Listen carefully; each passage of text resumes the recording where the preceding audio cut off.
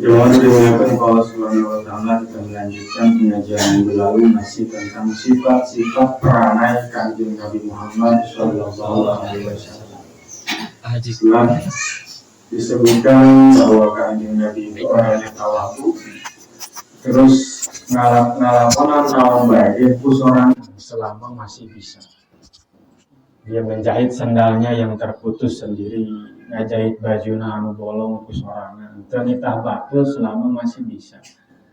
Dan ringan tangan, artinya suka menolong.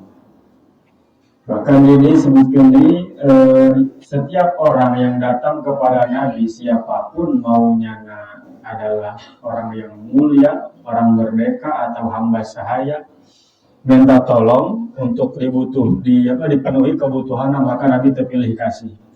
Jadi meminta tolong dan terpilih kasih. Siapapun yang datang minta pertolongan, Nabi tolong, Nabi penuhi kebutuhan. Lakon muliat minhul muluk, bahkan Nabi itu tidak pernah merasa takut kasasahaget kepada raja sekalipun. Justru para raja tersebutlah, Nabi kan lain raja, tapi raja-raja itu melihat Nabi eta seperti seorang pemimpin yang benar-benar berwibawa. Jadi memang orang-orang nu ilu ka Kangjeng Nabi teh kan ya. Bisa jadi orang itu ikut jadi pengikut orang lain karena nyana sugih misalnya. Jadi si raja eta orang yang diikuti dia punya kekuatan harta sehingga loba nuturkeun. Naon bae di kahayangnya dituturkeun ku batur, nya nama loba duit. Atau punya jabatan.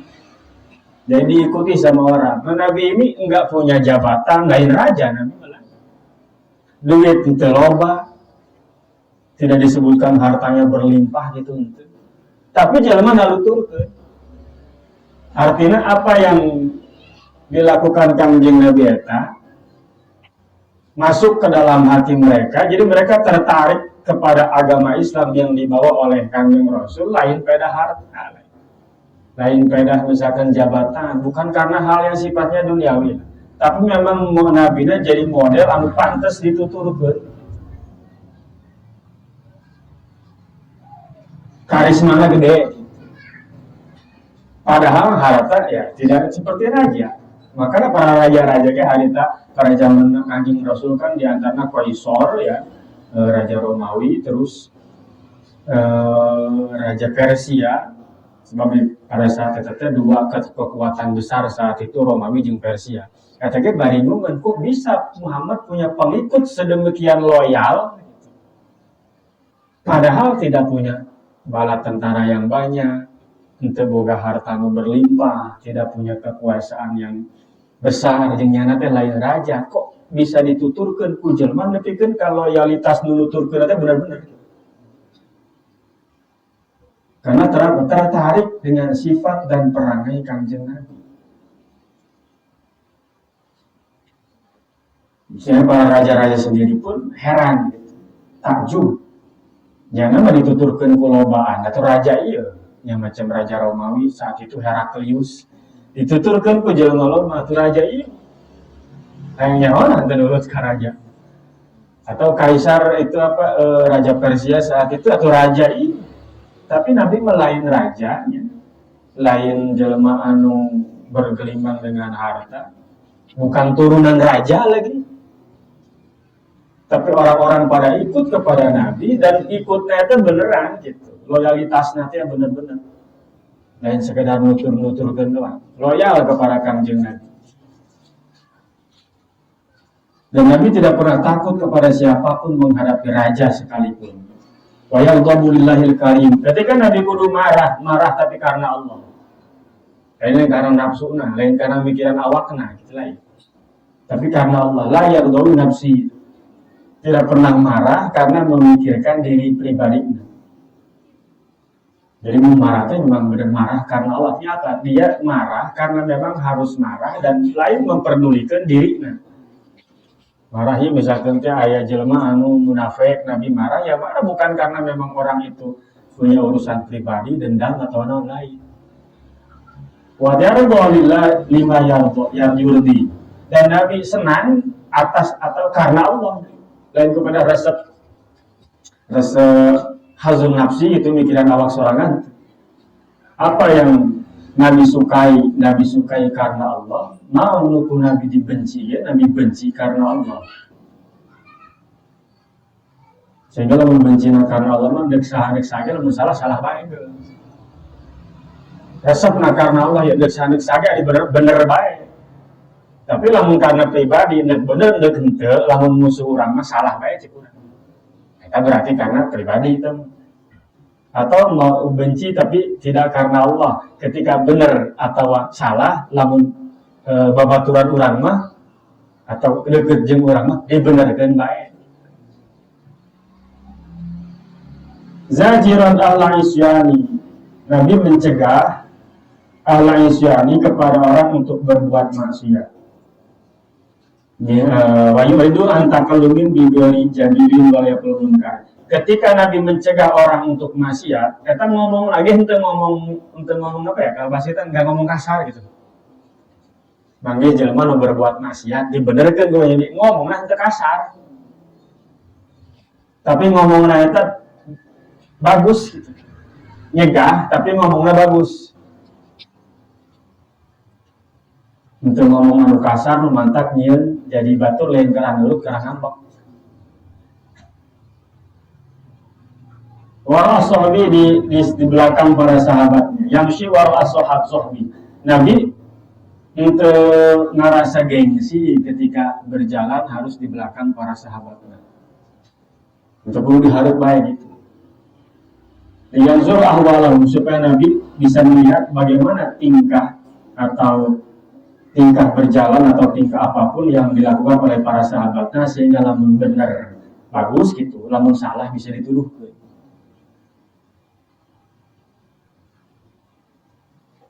Fisri qailan da'u zura lil ablaqi ma kulli ruhani. Ada sifat-sifat Nabi tadi antaranya. Wa kana sallallahu alaihi wasallam idza masya ma'a ashabu qaddamahu amama. Jadi ketika Nabi berjalan bersama para sahabat, Nabi sok mempersilahkan. Jadi sahabat merasa tidak sopan kalau di depan. Tapi Nabi malah mempersilahkan, geus diharap kurang ditukar. Kumata ke situ. Tenang ke situ. Kalau badinya hukum ya lebih dulu daripada sopan santun.